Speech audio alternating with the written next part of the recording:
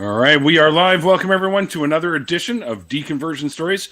And today I'm speaking with my good friend Phoenix Nightengale, who's down in Austin, Texas, and he's one of the hosts. Well, he was hosting for the Atheist Vanguard, which has, as he just informed me, has been absorbed into the nonprofit. So they kind of doing the whole thing as one show now.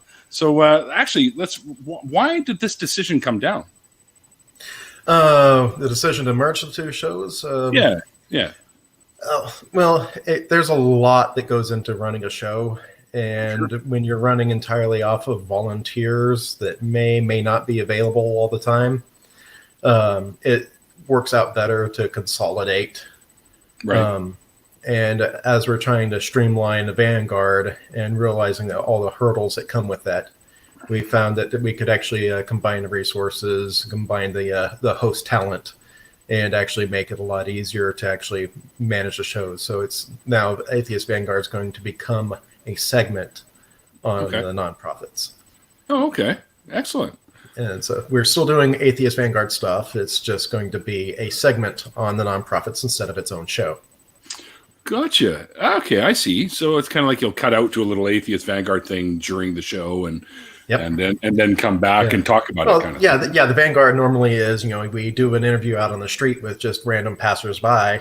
Yep. And then we'll go into the studio roundtable discussion about what was in the interview.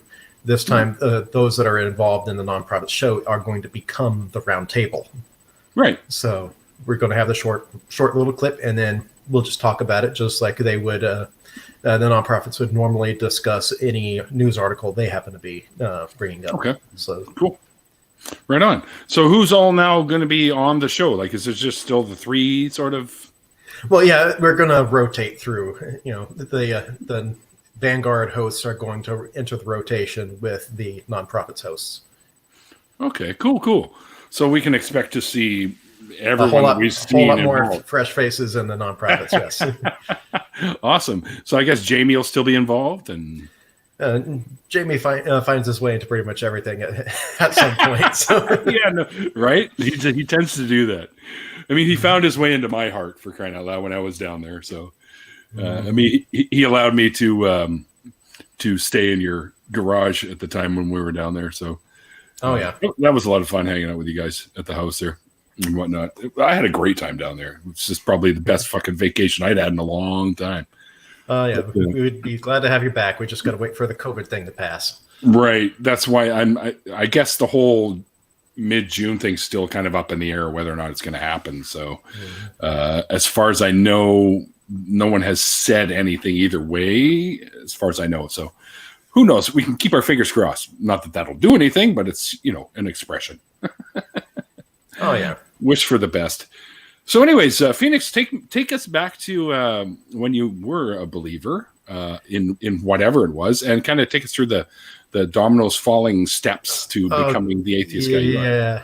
So how much time do we have on this? Well, we've got an hour, and then we jump into the after party, which we can still cover some more of it afterwards too. Yeah, we depending on how much information you want on the crazy stuff that I go through. It's the beginning is pretty much standard. The end is pretty much standard, but everything in between is a wild ride. Yeah, you were telling me about that. And we had sort of similar routes out in and out of our belief systems anyway. Yeah. So I was born and raised as a Catholic. My dad has been in the church choir almost as long as I can remember. Actually, probably about since I was about 8 years old, at least. Okay. If not a little bit before that. And of course, I'm 32, so. You're catching up to me, man. No, actually, no, wait. I screwed up my own age.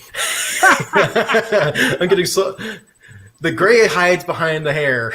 Yeah. No, it's actually 34. Sorry. Oh, wow.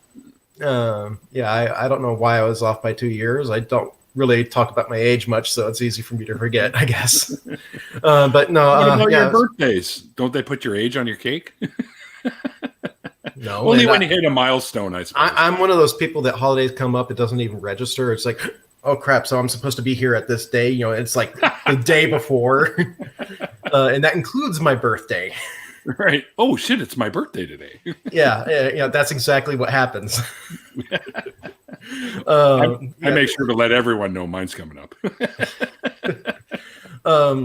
But yeah, I was born and raised Catholic. But when I hit high school, I got transferred over to a Baptist high school. Ooh. Okay. My dad said he couldn't really afford the Catholic ones, so he went with Baptist because it was affordable. Well, was he tithing too much to the church, or no? like, There's just that the Catholic churches charge the Catholic schools charge a lot more. Oh, as a private school. Yes. But he actually said something interesting to me back then when that came up. He said that he doesn't really care which denomination it is, as long as it's still Catholic, still Christian. And that actually was probably one of the biggest things for me, is because that it ended up opening some doors that normally wouldn't be open with most believers. You're usually set in a particular doctrine of a particular denomination. And he just, with that single statement, he just goes, okay, there's something to all of them. And it's okay for their differences to exist. That there's some form of rationalization. That's what that single statement told me. Right. And of course, my first girlfriend that I was with for about 4 years was a Methodist, and my sister ended up being a Lutheran. And nobody in my family said anything about the differences in denominations growing up. So it's like, open the door. All those differences pretty much don't matter. It's just the core tenets of Christianity in general that seem to be important to them. Right. And they're all relatively similar between the whole. I mean, they all have differences, of course, but the underlying core, like you said, is pretty much staple. Yeah, but the interesting thing was, as soon as I got out of that Baptist high school and graduated high school, and suddenly had a lot of free time on my hands, because then out of nowhere I started having interesting experiences. Oh, and you've probably heard plenty of people converting because they had an experience. Well, sure, I started having regular experiences, but they weren't, as far as I knew at the time, supernatural. Okay. But I did feel that something was up and may not have some supernatural linkage. And this is where things are going to start getting weird. And and if you'd like, I can add in my current interpretation of what happened. Or you want, I can just go straight up with what I thought at the time. Why don't you do it in that order? Like, tell us what you thought at the time, and then tell us what you realized later, kind of thing. Yeah. Okay. So the experiences I started having is I started walking around on the balls of my feet for some odd reason. It became more natural for me to walk on the balls of my feet instead of heel toe like everybody else. And I ended up over time also noticing that whenever I felt pain, I would do a growl instead of saying ow or anything like that. And the inner wolf. Well, actually, predatory animals was my first thought. It's like, okay, what's going on? I started associating that with predatory animals, and what jumped out to me more than anything else was large cats. And like tigers, and of course, based on my understanding mythology and whatnot, I also associated large cats, made a slight jump also to dragons. Cool. And so I started just having a strong association with those, and it actually built up to the point I also started experiencing a sensation of like I was trying to breathe from something that wasn't actually physically a part of me anymore, which the metaphysical communities would call the phantom limb syndrome, which is not the same thing, which I've, after research, after coming out of all this stuff 13 years later, is not the same as the medical phantom limb syndrome. Right. I have a friend who suffers from that, by the way. But what actually kicked this all off was that I actually had a medical condition. The walking around the balls of my feet was because I had an extreme case of tendonitis. My Achilles tendon had shortened up so much that it was actually painful to walk on the heel toe. Oh, wow. Um, Has that been taken care of? Or?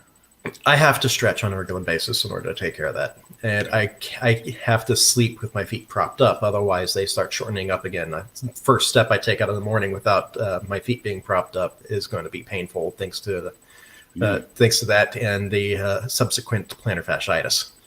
Ooh, geez. But yeah, walking around the balls of my feet was quite natural. But the association with the tigers and the dragons and whatnot became so strong, I actually started looking into body modification. Okay. You may have heard of the cat and lizard man and Enigma. Oh, yeah. People have done full body transformations. I actually thought about getting combination scarification and tattoos for tiger stripe patterned scales and whatnot. I was introduced to Dungeons and Dragons during this time frame too, which gave me an outlet and actually helped me refine the idea of how this association would manifest in a humanoid form. Cool. And it just became more fleshed out in my head. But I eventually settled, no, the body modification is too extreme. I'm not going to go that route. I'm not going to get the tattoos. I'm not going to get the scarification. I actually found the guy that did that does the scarification in Austin. There's only one. He works with the lizard man as well. Mm-hmm. So I met that guy. Wasn't he on the X-Men or not the X-Files? I honestly don't know. But yeah, the lizard guy. He runs a circus sideshow just outside of Austin, or the south side of Austin. Okay. I wonder if he was ever involved with Jim Rose. Jim Rose had a circus sideshow. I've seen him a couple times. But when so instead of the body modification, I decided to go high quality costuming. Cool. Not the route like the furries. That was ridiculous to me. That was not realistic enough that I wanted something that would look and feel like my own skin. Right. So the first thing I started off with was the teeth. Okay. And I did a search online and found a fangsmith. Yes, there is a culture and a subculture for that caters to fang smiths. I wanted fangs at one time. Yeah, but I ended up getting a pair. I designed my own pair. I took a picture of a roaring tiger and a artist rendering of a dragon from a T-shirt that I had that I really, really enjoyed. Cool. I took a photo of my own mouth, sketched out my mouth, and then superimposed on top of that sketch the basic teeth pattern of the tiger and the dragon, and found a happy medium, streamlined it, and then took that to the fangsmith. Can you make this? Yeah, what do you say? 8 hours of hard work. He said he's never doing that again. Because I got a 16 tooth set for $600. Wow. Yeah, so 16 individual teeth, custom made, custom fitted, custom designed, works only in my mouth. Mm-hmm. I have to put each one on individually. Yeah. I've had fangs you had to attach to that I used to have. Yeah, if you've done a scarecrow, it's the same kind of fit, but they're custom made. They merge perfectly in with your gum line, and they're color matched to the color of your natural teeth. Cool. And so I actually wore them into the dentist once and scared the crap out of the dental assistant. That's fucking beautiful. Yeah, because apparently even the dental assistant didn't notice the difference of it natural and unnatural. It just scared the crap out of her. It's glorious, man. But yeah, on the guy's things to site was a link to a online vampire forum. And it's like, wait, what is this? I got curious, looked into it, found online vampire communities, and started talking to the people there. Mm-hmm. I was a member of Vampire Freaks, if you were ever on that one. I was for a time, yeah. Yeah. There's old profiles. I don't really like them anymore. While I was there, I was going through some psychological issues later on in my life. There's some pictures, or at least a picture in particular, that I'm not too fond of today. Right. But I was talked into the action by my girlfriend at the time when I was emotionally unstable. She is emotionally unstable, but she talked me into doing that anyways. And I would, even though I don't agree with the thing that I disrespected, stands for I frown upon the actions I took back then. Well, we all do stupid shit in our youth, dude. Plenty I'm sorry for. Yeah. But no, I encountered a Wiccan on that site. That was my first introduction to witchcraft. Okay. And having friended her first, it's like, okay, this isn't witchcraft like I had experienced it, what I was told in the Christian community. This is completely different. These are really nice people. They're not Satan worshipers or anything like that. Exactly. Yeah. And so I was introduced to that as a concept, and I went, you know what? This isn't bad. My dad has set me up, with that one single comment that actually left me a little bit more open. And I went, you know what? King Solomon practiced sorcery. Yep. And he was chosen by God. Despite how he ended up. But he still, even though he practiced sorcery first, he was still chosen by God. So there can't be anything inherently wrong with magic, spells and whatnot. So, well, God did them, right? He made an incantation, spoke everything into existence. Yeah.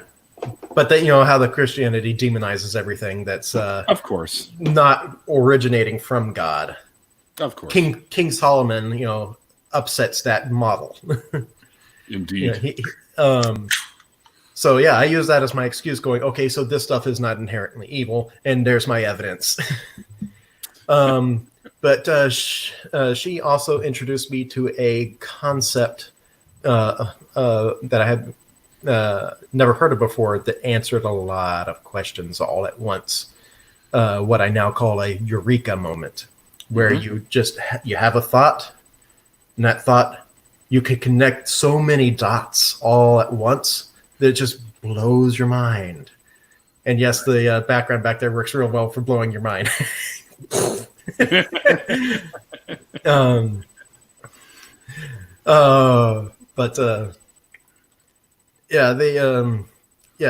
what I call a eureka moment, where you have a thought and it connects so many dots. It's just like, oh my gosh, this is so amazing.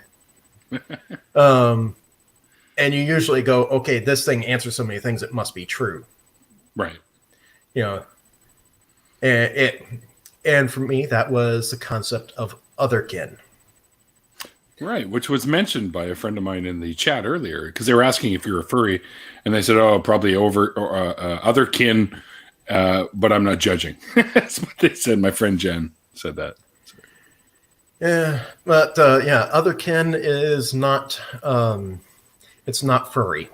No, we know. Another term for it would be other souled. You'll find varying definitions according to who you ask, and sure. A lot of people will actually lump the otherkin in with the furry community and get those mixed up. I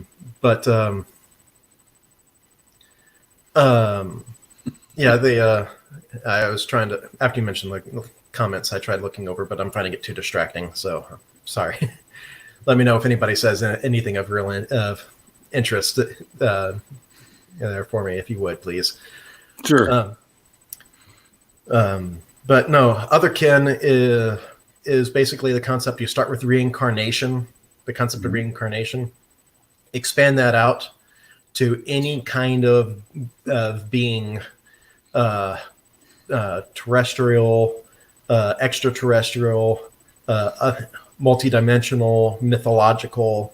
If you name it, it's a potential thing that you could be reincarnated as. Right. And that's also past, present, and future as well. If it's extinct, it's still valid. If it hasn't come into existence yet, hasn't evolved yet, it's still valid. But the basic concept is that you were something other than a human in a past life. And when you reincarnated as a human in this life, your spiritual form retained some of the characteristics of what you used to be. Right. And with with the experiences I was having at the time, and my strong association with the tigers and the dragons and whatnot, that just put, like I said, I had a eureka moment with that. It just answered so many questions about what was going on in my life. It also answered some questions about me being socially ostracized growing up as well. You know, because I was different. But who ostracized you? Pretty much anybody and everybody in my own age group. Wow. Yeah, I was the kid that you ask. I would sit down at a cafeteria table, and the whole table would stand up and go to another table. Really? And you ask anybody about it, and nobody will be able to give you a straight answer. Shit. So I grew up my whole life, my whole childhood, not having friends and not knowing why. Well, that sucks, dude. I'm sorry about that. But the best I can figure for that back then is that I took things too literally, which yielded a lot of misunderstandings. And I also happened to try too hard to fit in. Okay. So, yeah. And you think that people just misread your intentions, and that's kind of why they were like, let's stay away from him? Or Well, there's also the issues of I don't make a great conversationalist with your average person. I mean, even today, if I'm in a group of people, most of the time they'll like to do some small talk. Mm-hmm. I'm the kind of person that wants to do actual, real, in-depth conversation. So they bring up a topic. Hey, this sounds interesting. Here's some information I've learned about that. Let's explore this topic and learn something from it. Sure. And they, as soon as I start talking up, trying to do that sort of conversation, they go, "Dude, we're already past that." So even though it's only been like 5-10 seconds, they don't want to actually go in depth. But the few that actually do talk to me like to call me a professor because I always had so much information to add in. That's a good thing. Yeah, it's a good thing in some circles, but most social circles growing up, in public school environment, that doesn't actually work too well. That's my best figuring for why I was ostracized. But no, yeah, that whole other kin and being introduced to the witchcraft and whatnot, I actually started exploring witchcraft stuff. I now had a new identity as otherkin, as both tiger and dragon, which really ran off the rails with me for a bit because I started identifying so strongly. Mm-hmm. I started focusing primarily as the tiger aspect, and I actually started to almost develop what most would consider multiple personalities. Okay. I focused on that as an other self, as something separate from myself.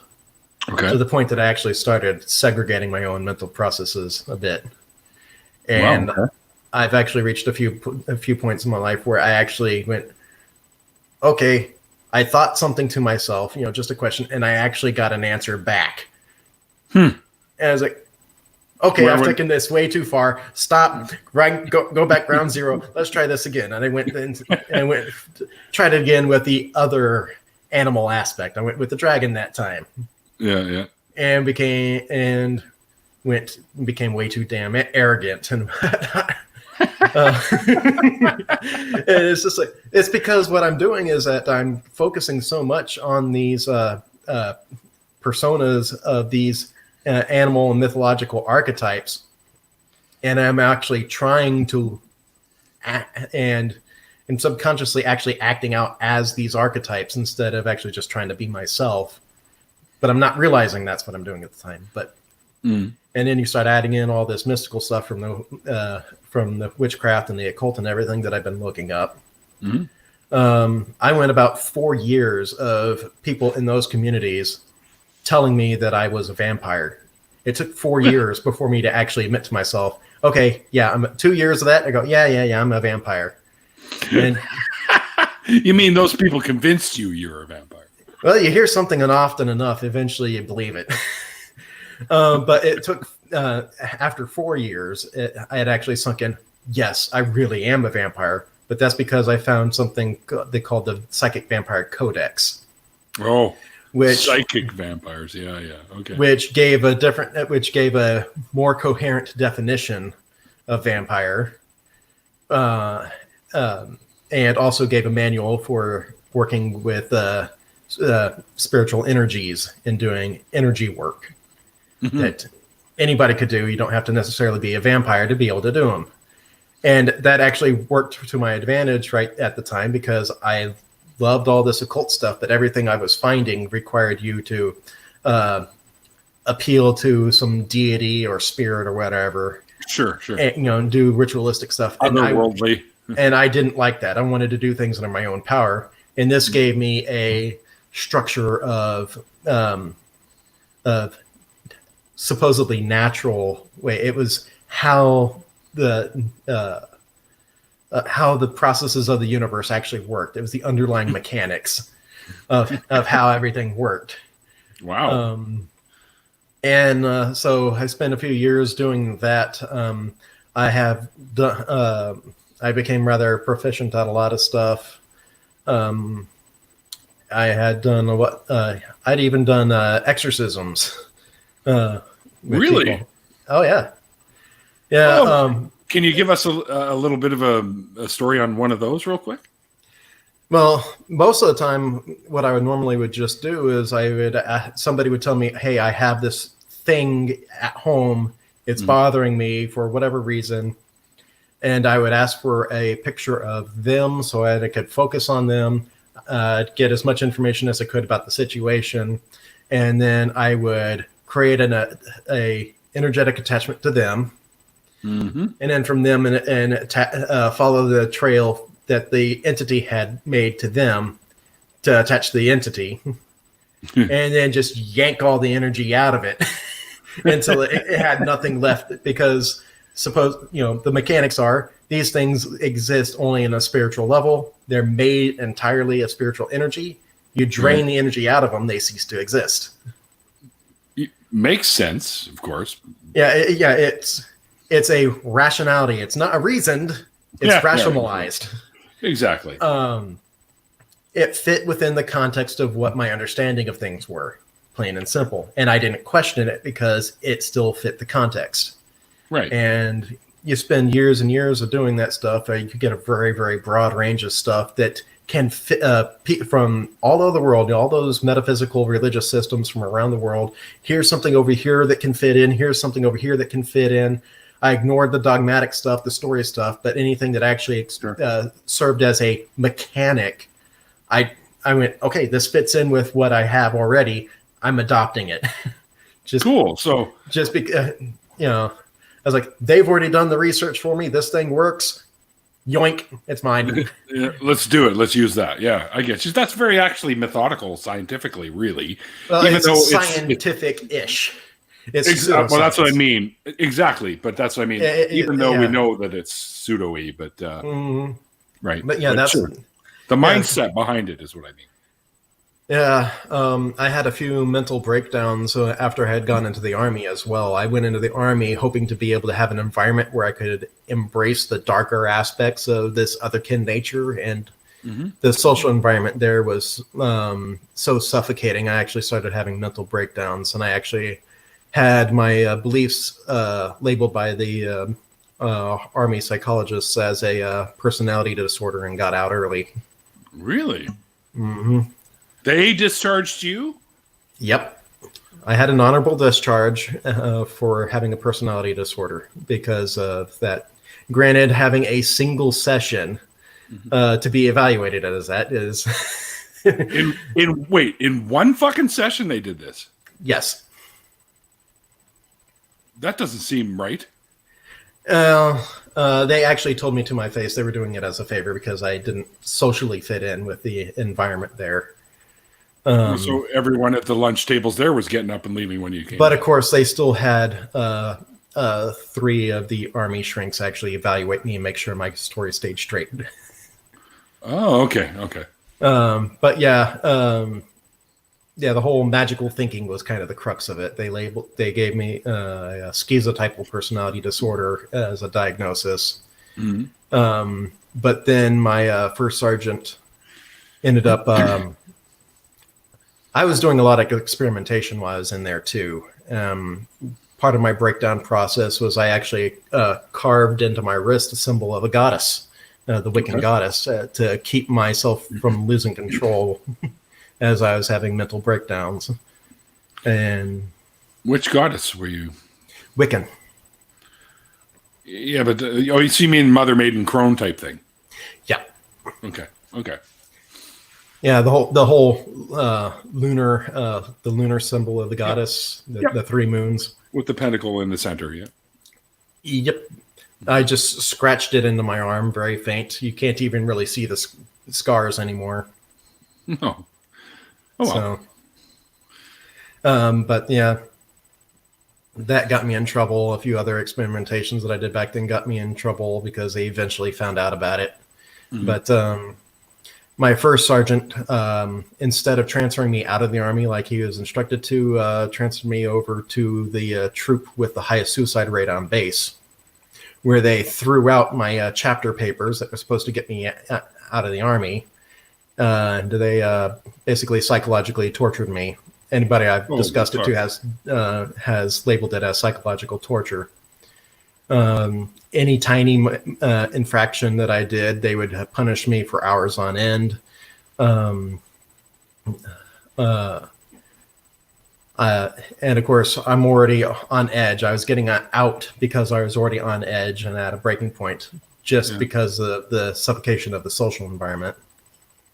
But as soon as they heard about the whole vampire thing, the punishments and ridicule took a different turn and became religious persecution.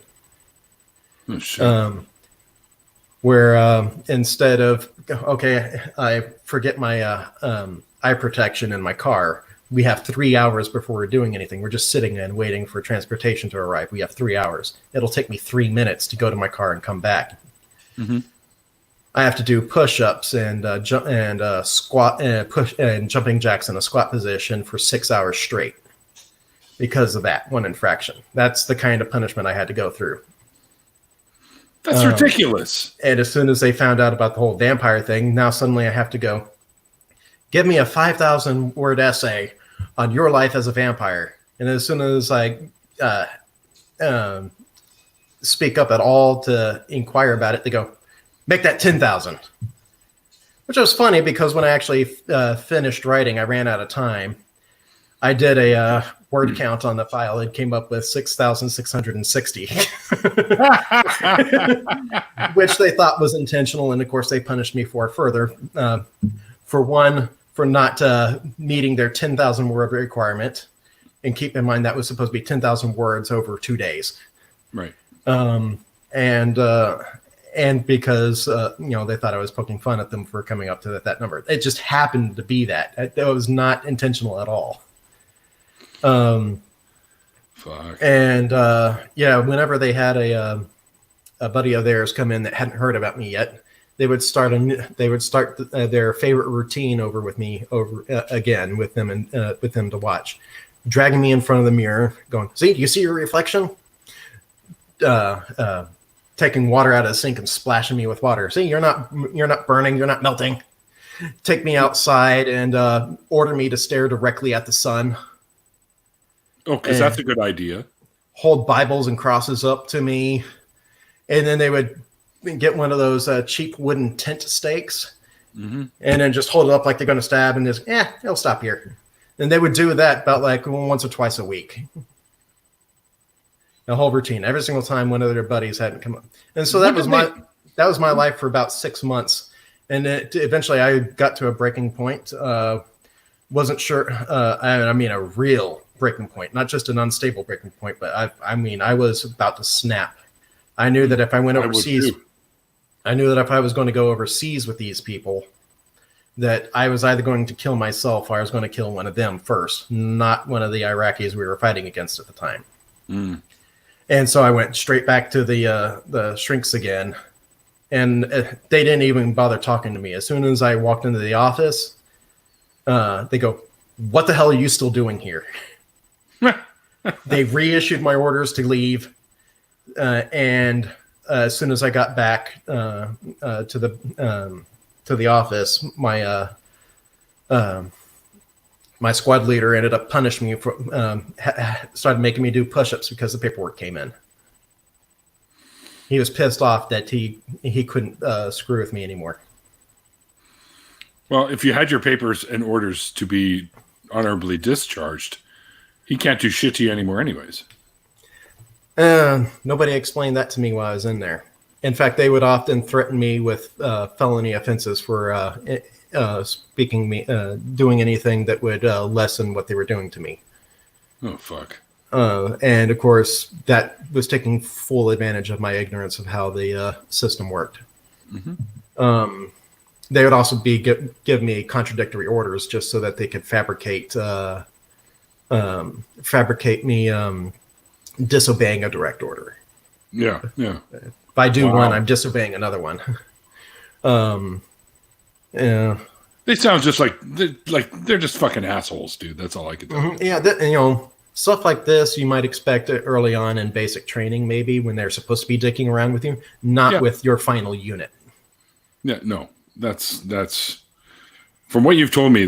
This just sounds like they're just evil fucking dickheads. But even through all of this, I didn't actually associate. I encountered the first sergeant that transferred me. Up to that point, I actually thought it was just.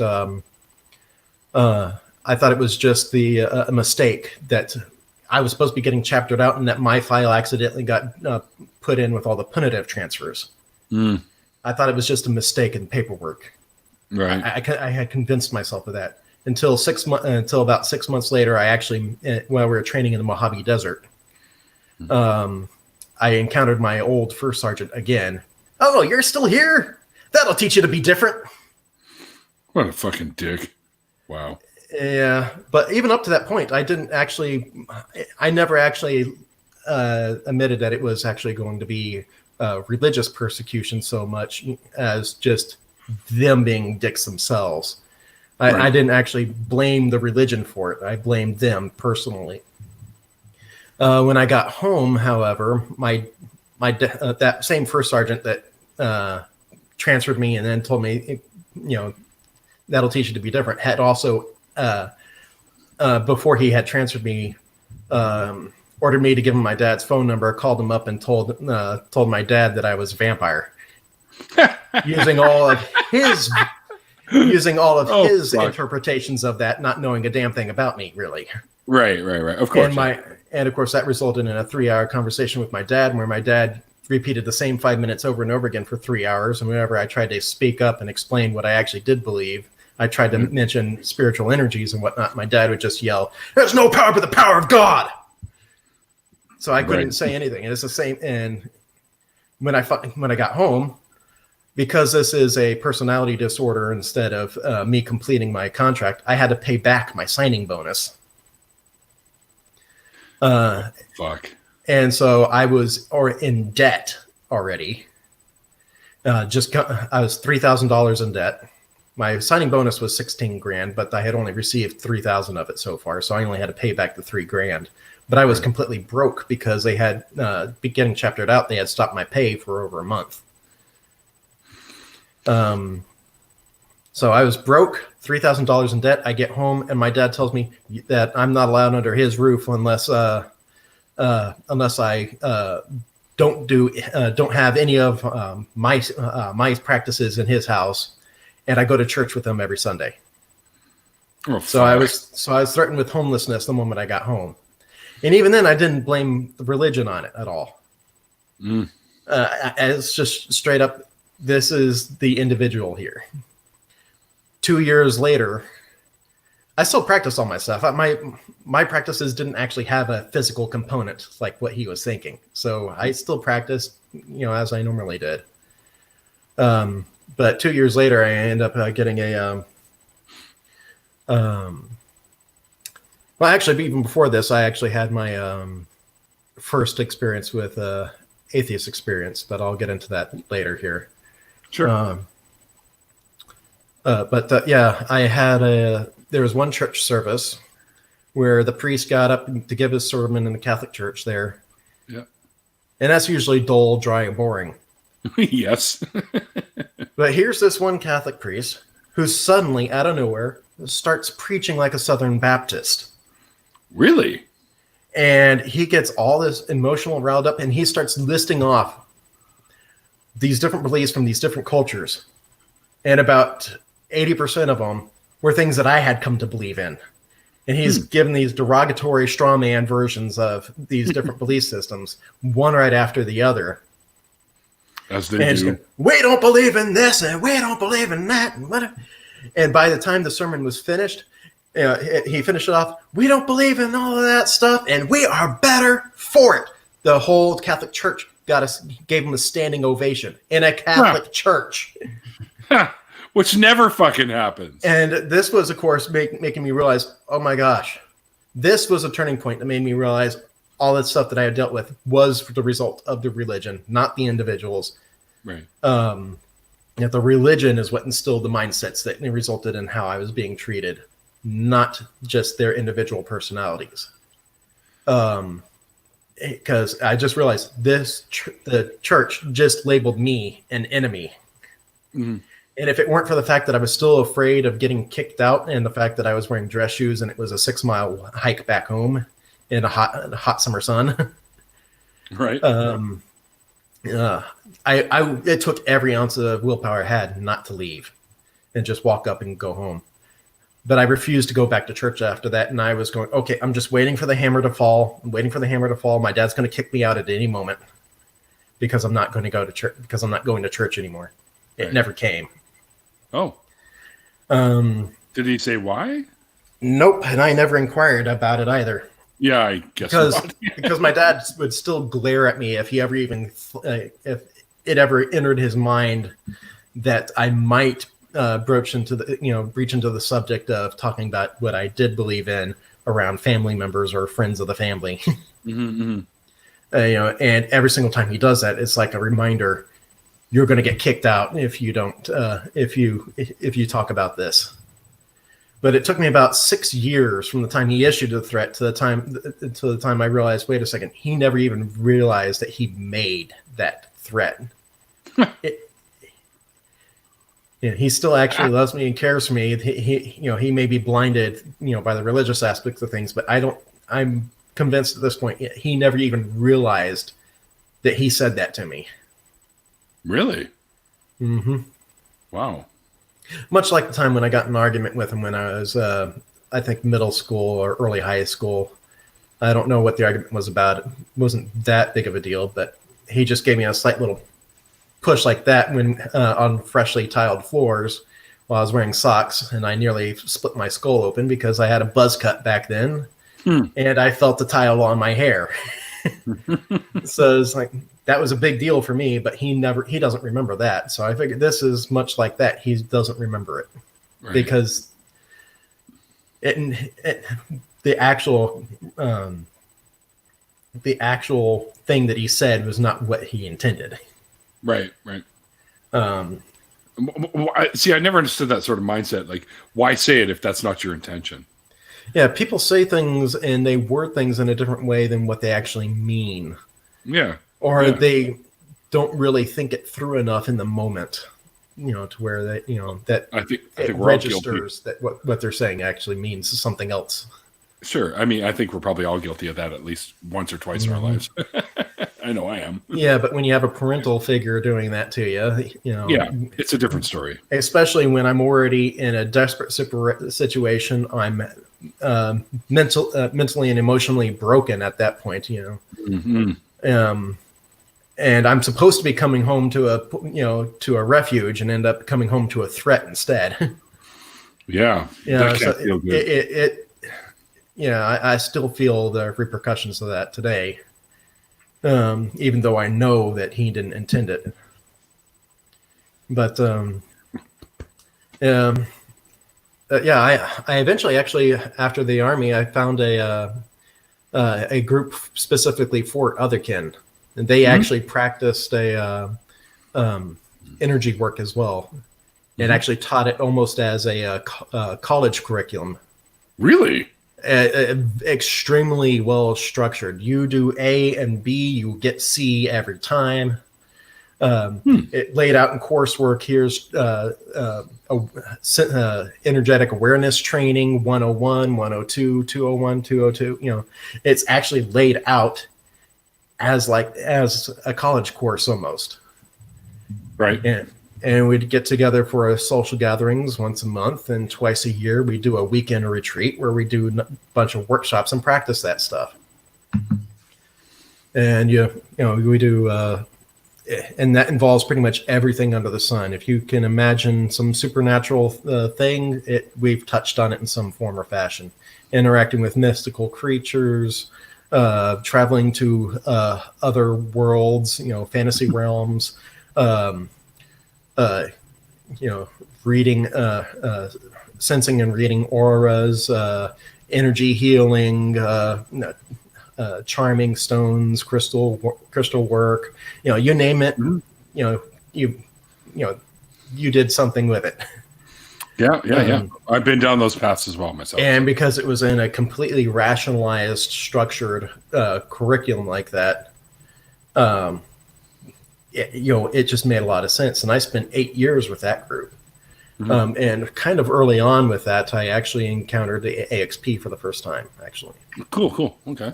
I just spent a couple of weeks watching through. It's like, I liked the shoe being on the other foot. I had gone through all this persecution from Christians, and at this point I have associated the religion with the persecution.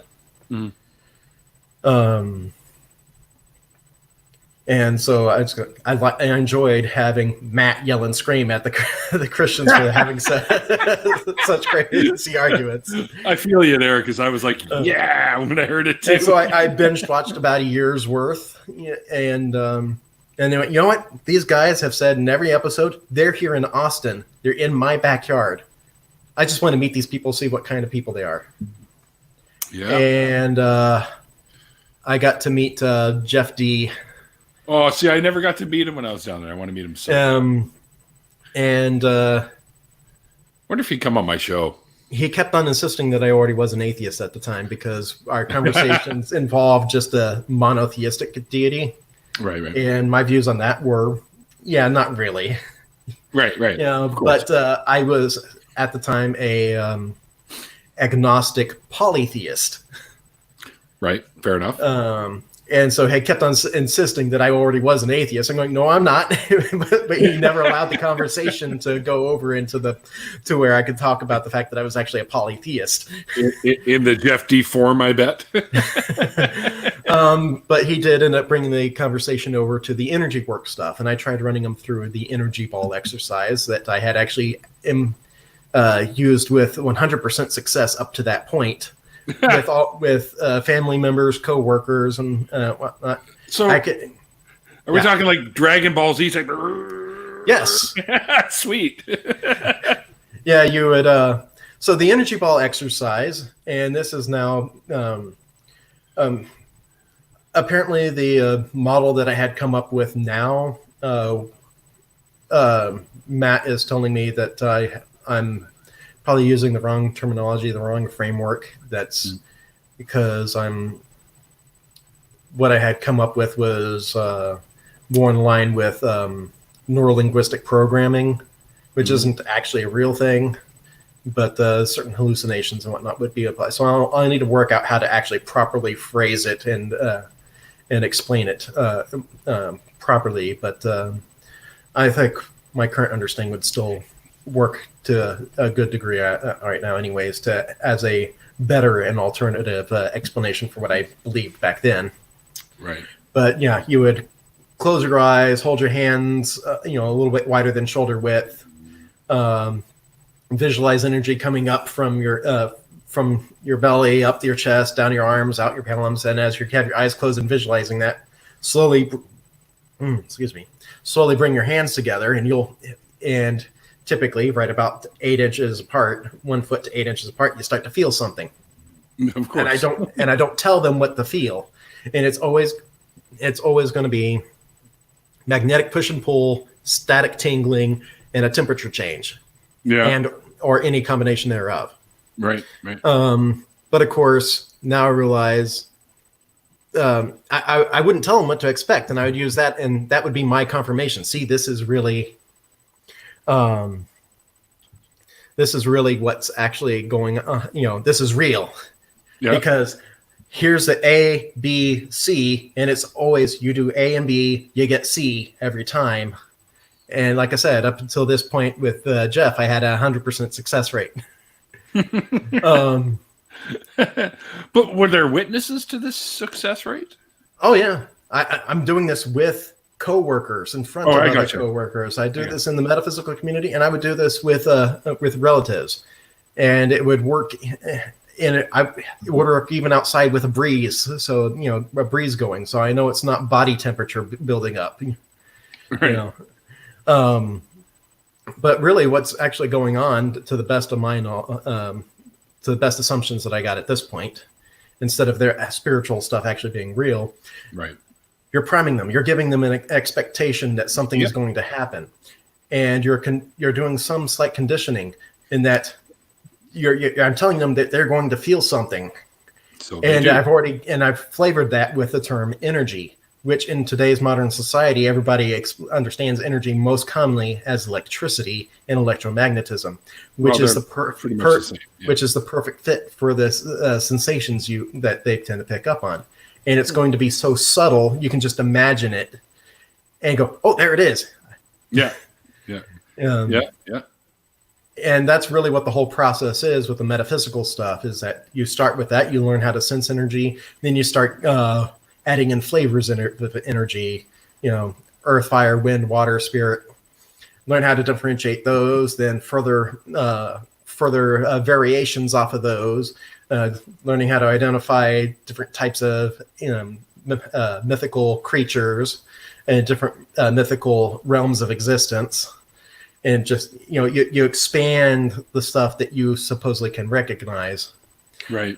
But what happens when you're actually doing that is that you're cueing off of each other left and right, giving subtle cues. And it works really well with those that you have a very strong connection with, that you spend a lot of time with, because then you actually have spent enough time and have learned to subliminally actually pick up on all their body language and intonations and everything. Yeah.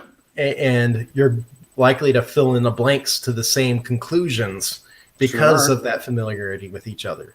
Yeah, so you're verifying it to each other. It's a feedback loop that the more you work with these people in doing this stuff, the better it's going to get the more time goes by, because you're actually getting the subtle cues off of each other even better, just from familiarity. And they're working into a sequence. These subtle cues equals this thing here, and you don't even realize it's happening. Mm-hmm. That's my best understanding of it today. Yeah. I still need to refine that, figure out all the psychological terms and neurological cues that go into that, but that's my best understanding of it today.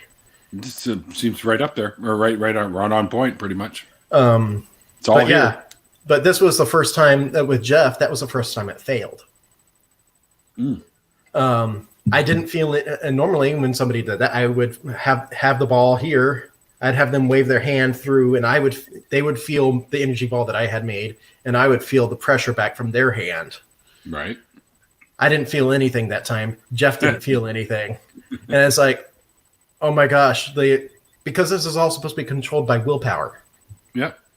So if you have some, it's the common explanation is that you will it to happen, and as long as they don't will it not to happen, then it'll still work. Mm-hmm. So, you put belief as a scale of -1 to 1, with 1 being belief, -1 being disbelief, and 0 being your neutral position, as long as they're at neutral and up into the positive range, it'll work. They go into the negative range, towards disbelief, it's not going to work. So as long as they're at least in the neutral state, it should work. Right. And it not working. Easier to convince too. Yeah. And honestly, that works for pretty much anything for convincing anybody. Sure. At any point, not just the metaphysical stuff. Right. But of course, this was confirmation for me. It did not work. See, he doesn't believe in it. He believes it's not going to work. Therefore, it did not work. And then it suddenly just clicked with me. So that's why it feels so off when I'm with these people, with all these atheists around. I'm not picking up any energy signals from any of them. It feels like I'm talking to a room of robots because I'm not getting this empathic, spiritual interaction going on. I'm not getting that because they're all shut off. But this, so it convinced me that. It convinced me further that my beliefs were correct, but it also set a standard for me. It's like, okay, here's these people. I can't do my usual spiel to get them to accept this stuff. How do I get them to accept it when this baseline exercise doesn't work? When the starting point does not work? Mm-hmm. I spent about 3 years applying what I thought was Occam's razor. It was like the simplest explanation is correct. It is more correct, as opposed to the answer with the fewest assumptions. Right. There's a significant difference in that. Mm-hmm. But so what I ended up doing is, like, if you imagine all these different beliefs that I had as balloons, I'd start tying strings together, going, okay, these can be grouped here, these can be grouped here, tie those strings down to these ones here, and eventually I get down to one single string the up series of balloons attached to it, go flying with it. It's what's holding me aloft is now this one string. It's right. Like, okay, if I can explain this one string, I can then explain all the rest. I can get them to accept this one thing. And it was still the concept of spiritual energy. Okay. And I got to that point after about 3 years, and I never got past that. I could not figure out how to explain that in a way that they would accept. Several more years go by. I've spent about 8 years in this other kin group. And I just, I just want to meet these people again, talk to them. Went back, watched another episode of the Atheist Experience. Found out, hey, they got their own building now. There's this other show, called Talk Heathen, and and enough time had gone by. I watched about another year's worth just to get caught up on things. Went in, talked to them, got Eric Murphy mixed up with Jeff D, thinking that they were the same person for a good while. I had a vague memory of Jeff D from the one time I saw him. Because I had never watched another episode of AXP since I met him in person. Right. So, 6 years going by, just a vague memory of what he looked like. And here was Eric being the first person to talk to me, just like Jeff D was the first person to talk to me, and he still had the black hair and and whatnot. So my mind just went, it must be the same person. But it turned out no, the dates didn't line up, and I had to go back and look at older episodes of AXP to realize who I had actually met before. Right. But about a month later, I ended up actually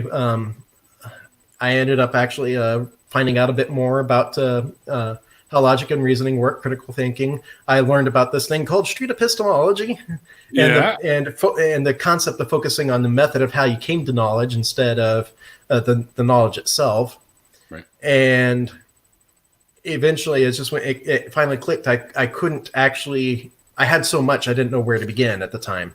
But I ended up actually instead. What I ended up doing was I went, okay, I don't really have a clue as to what my starting point should be for figuring out how I came to believe in this stuff anymore, because there's just too much.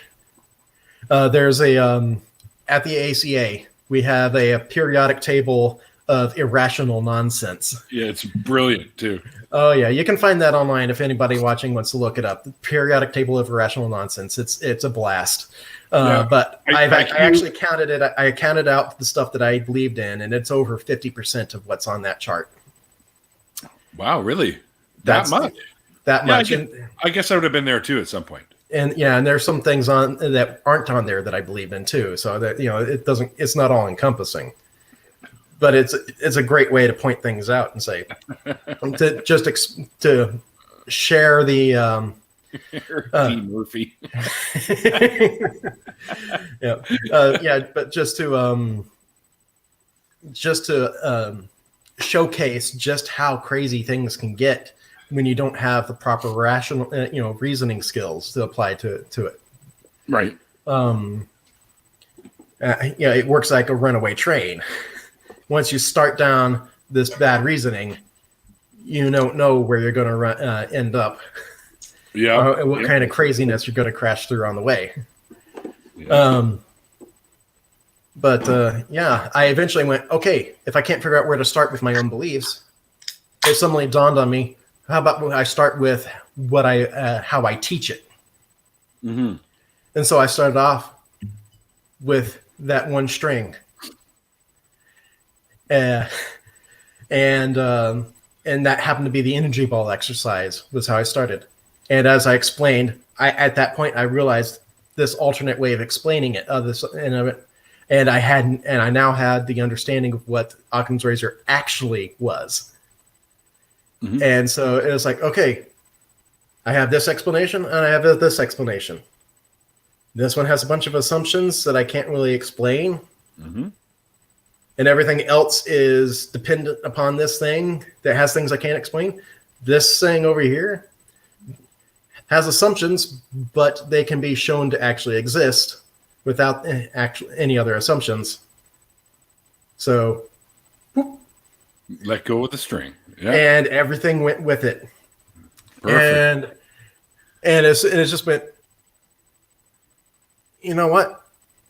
Holy crap. You know what? Yes, I am. I am an atheist. You're right, Jeff. I am an atheist. Where do I sign up? The realization actually happened while I was in the building at the ACA. And I just went over, grabbed the paperwork, filled it out, and put in my membership payment to the office. And that was the tail end of January last month. Not last month, I mean last year. I don't know. I think my renewal fee is coming up this month, actually. You met me at the following up the Faithless Forum shortly thereafter. So I was only, deconverted for like a month or two when you first met me. Yeah. You mentioned that when I met you. And I'm like new to this. Yeah, and now when the ACA is still open, I just dove head in. Yeah. Head first into everything over there. I wanted to learn as much as I could. Yeah. I volunteered at the library. I went to the shows on Sundays. I went to their philosophy classes on Wednesdays. I joined their gaming groups on Mondays. I eventually became the dungeon master for the D&D. Sweet. I offered to help organizing the library. And eventually, I want to be able to talk to people like they do on the shows. I want to build that skill set. So I found out about the show called Atheist Vanguard and went, okay, they go out and actually talk to people. I wasn't interested in actually being on the show at the time. I just wanted to be able to talk to people. So I asked if I could tag along. And next thing you know, a month or two later, I'm actually one of the hosts. Yeah. Dude, when that first came out and I saw that you were involved, I was pretty said, yeah, Phoenix, get in there, brother. And so now I'm going through, I'm outed to my family. They think it's just a phase, or at least my parents think it's just a phase. Of course. My cousin's response was, I believe they found out when I submitted my Christmas wish list, which was, I wanted you go, here's books I want, here's games I want, movies I want, various types of things that you want, for your Christmas wish list. And under books, I just listed authors' names, which happen to include the Four Horsemen. And Dawkins, Dennett, Harris, and my cousin was Hitchens. raised Southern Baptist. Her father's a preacher and a lawyer. Go figure that combination. Yeah, weird. Well, yeah, actually, you go Lawyer for God. lawyer, preacher, and a rancher. So you get the full Southern Baptist, Yeah. And he always does the prayers for the family get-togethers and everything too. But yeah, she Christmas rolls around, and she gives me that book that I mentioned before. Or did I mention it on this show yet? I may have just talked about it on Nonprofits, so I might be getting that since I just came off of Nonprofits before coming here. Fair enough. Yeah, my first appearance on Nonprofits. Yay! I don't know exactly when that's going to air either. Usually it's during the week, is it not? I think that airs Sunday evenings. But I'm not sure. Wednesdays. Every second Wednesday they used to. I could be wrong, unfortunately. We have like 8-9 shows currently active at the ACA right now, so the schedule gets all kinds of mixed up in my head. I wanted to add my show at some point, but Mark never got back to me. Get back with Mark, and he might actually deal with it, but who knows? But that book was A Skeptic's Search for God by Ralph O'Rourke, with with accommodations on the back and on the inside of the cover by Lee Strobel. and my girlfriend's there, with me too, and she joined the. She actually came with me from the AC. We first met when I was still believing in the metaphysical stuff, so she actually came with me as just a friend at the time for all that otherkin stuff, and was going with me for that for a couple of years. She came with me for a while, for about a year for my martial arts as well, which also has plenty of tie-ins to the metaphysical stuff too. Well, since we have all that mystical energy stuff from the Eastern martial arts. And then she also followed me back to the ACA as well. She eventually did become my girlfriend. And shortly after that, she ended up becoming a board member while I'm a host. Cool. So, yeah, we're both deeply involved with the ACA. Awesome. Very cool. But yeah, they wait. Wait. If I remember correctly, you didn't have a girlfriend when I was down there. No.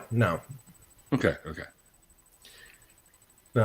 We met almost about a year ago, and it's been about like half a year since she. Okay, so you got to know her for a while, and then. Yeah, we've been friends for years, and then the Cupid went. Well, it suddenly dawned on me that we had been traveling, through life together through so many stages in our lives already. Yeah. It's like, okay, that's what you do in a normal relationship anyways. Let's try this out. Yeah. So, well, congrats, dude. That's awesome. But but that book is absolutely insane. I mean, you start off, it's supposed to be this guy is claiming to have been a skeptic, and through proper reasoning, Jen. Half the people at the ACA say that.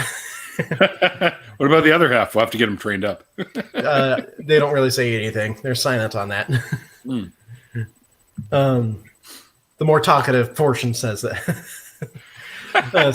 Jen's definitely one of the more talkative portions. She's going to join us in the after party too, by the way. She was all excited having you on. I told you that anyway. So yeah, Jen's great. Oh yeah, she's amazing. Yep, but yeah, that book first 5 chapters, backstory on him, how he became a skeptic, and then which is complete bullshit. It's 100% rhetoric to establish a bias. Especially since it's told first person, starting from when he was 5 years old to when he got out of college at as he graduated for an engineering degree of some sort. Mm-hmm. Starts a business, which eventually turns over to a advertising agency before he goes into ministry. But yeah.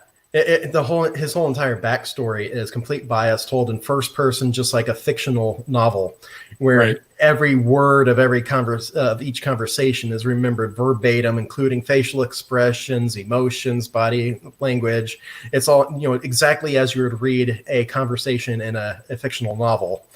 He's detailing conversations from his life, dating back to as far as when he was 5 years old. It's like memory doesn't work that way. It's true. She's giving you some accolades here, brother. Mm-hmm. Yeah, and she's right, because you met me with a big smile too when I first showed up there. So that's actually one of my favorite things to do at the ACA, and that's kind of my unofficial role there, is to do meet and greet. It's like the Walmart greeter. It's like the ACA. I really love to make people feel welcome there. And I love getting to know people, and just I'm with Eric Murphy on the idea that our primary focus should be on the community. Mm-hmm. On establishing that this is a community where you can come and be welcome as you are, no stipulations attached. I pretty much have your job here for Canadian Atheists, so. I'm the guy that does all the community. Actually, when you hear the cheering at the start of AXP and Talk Heathen, that's my doing. I get the crowd hyped up, and actually, we had a good while going where we were getting complaints because to get them to cheer louder, I would cheer with them, and it's like, okay, I have to put in as much enthusiasm as I want them to get out of me. If I don't serve as a role model, they're not going to follow. So I would yell at the top of my lungs, making my voice go hoarse afterwards after a single shout. First time I did that with the two guys that are now my roommates, they bowled over in shock because they were just a few feet away from me, and I scared the crap out of them. I can only imagine. And then they moved, and so they go, no, you can't be that close to the microphone. So I went clear across to the opposite end of the room from the microphone, and we're still getting complaints from people on the show in the comments, emails and chat and everything. Vern, our sound engineer, started saying that it's like a Wilhelm scream because they're complaining about hearing the same voice every single time. Right. So they think that it's all stock audio. But no, it's all legit. It's just that I'm there every time. So eventually it just got to the point where we got enough complaints that I just toned it down, and I just try to get them hyped up enough, but I don't go all out with my cheer anymore, with my yelling. You know, when we used to perform live, the sound guys would always say, dude, fucking back away from the mic because your voice has so much fucking power behind it that you're blowing my shit up here. So I know exactly where you're going. But Phoenix, why don't we carry this over to an after party? We've gone go for it. Like 15 minutes out past the usual hour that I do, which isn't a problem because I'm totally enjoying our conversation. But let's bring a couple other folks in. Like Jen wants to come in. Oh yeah, I'd love to have Jen involved. And my other friend Jen, who's transgender, would also like to come in, and also a furry, and wants to talk to you a little bit about the furry otherkin sort of thing too. So why don't we should get that going. So what I'm going to do is I'm going to close out this and give all my thank yous and stuff, and then I'll send you a new link.